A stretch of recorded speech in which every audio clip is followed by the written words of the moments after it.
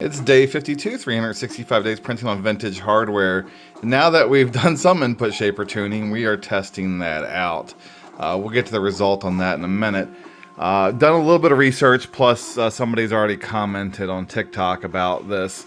So looked in the Internet Archive for printerbot.com, and they sold a couple of modifications. So one of them was the build volume expansion, but the other was they had this, I believe they called it the simple tower, and this is the tall version. So you change the rods, you change the lead screw, and that gives you the larger build volume.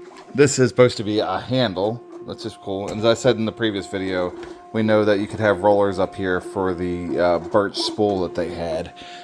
Now, I've done two things. We did a print without pressure advance, and we did a print, the same print without input shaper tuning.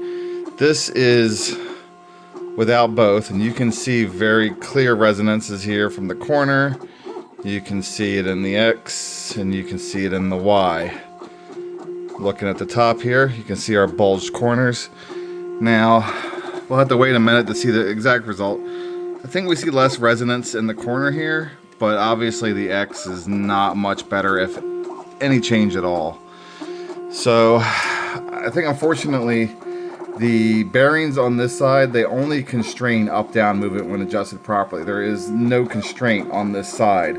So the Y can always move back and forth a little bit. I think the only thing you can really do about that is to do an LMU bearing mod on this side. So we'll get to the result in just a moment. Wait for the result. Let's talk about something I've noticed on this. We've noticed this on our other simple, but with all of these zip ties, this intermediate plate, there is a lot of sag on here. And I noticed that somebody stuck a toothpick in there to try to get that tighter. It clearly hasn't worked well enough. I don't know if this thing will ever print well, but we will eventually one day print with it.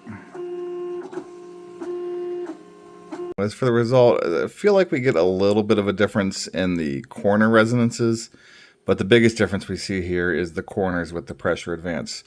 The X still has quite a bit of ghosting, and Y as well. It's working, no miracles here, and definitely on Y you still see. And even the backside of X, you still see the corner resonance. I wanted to do a quick test print. I was a little worried about not having a part cooling fan and doing a short print, but we're here in a hotel past midnight making a whole bunch of noise.